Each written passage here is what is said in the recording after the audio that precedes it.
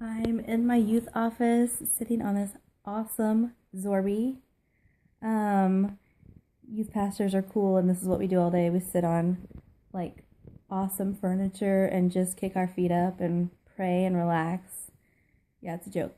Um, okay, so on Ash Wednesday, we rejected sin. We said that we were going to turn away from sin and reject Satan, and we were going to turn to God. And we were going to work on a prayer life with Him and work on growing closer to Him and being more intimate with Him. Um, so I wanted to check in and ask how you guys have been doing with that.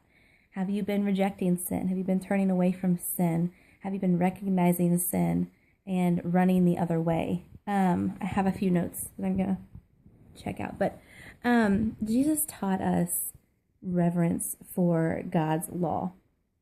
He taught us reverence and respect for other people, our parents, for God Himself, obviously, for the Lord's Day, which is something that I'll have to talk about a different topic on that sometime. Respect for life, property, all those things that we're teaching our kids if we're in those training stages. But something so important that He taught us is to respect and have reverence for the commandments. And if we follow the commandments, it teaches us the way of love.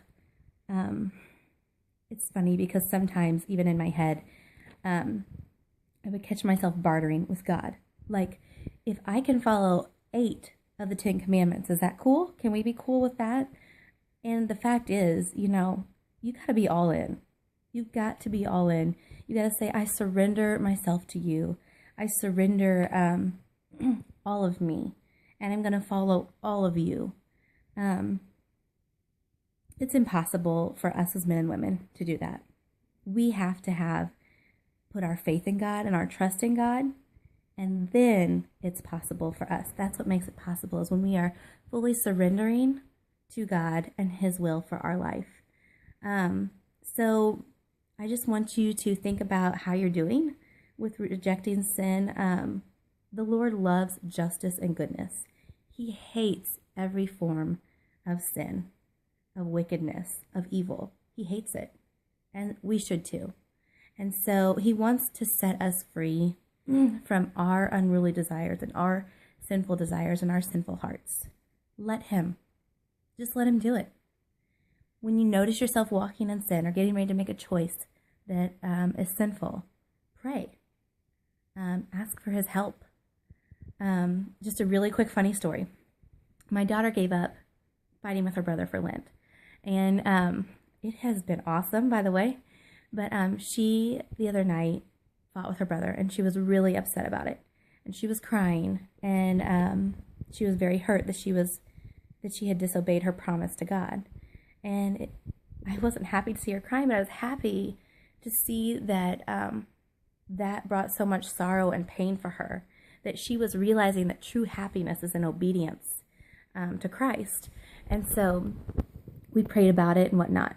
It was awesome. And so it's so funny how your kids can be so different being raised in the same household, because my son came in and he's like, well, that's crap, and I'm giving up Lent for Lent. It is way too hard. So it's funny to, when you're training your kids, to share some of the funny stories, because they're so different. And my son, he has a special gift. He is great at praying. He has a great soft heart. But the mood he was in was really funny. And it gave us the opportunity to talk about how Lent is not something that you can give up. It's something that God gave us. And we talked about the gift that Lent is. And we talked about how when it's challenging, that's when we especially need to be praying and asking for God's help. So anyway, this video is way too long. You guys enjoy your work day or whatever you're doing while I'm just sitting on this comfy couch doing nothing but hanging out, praying for my youth group right now.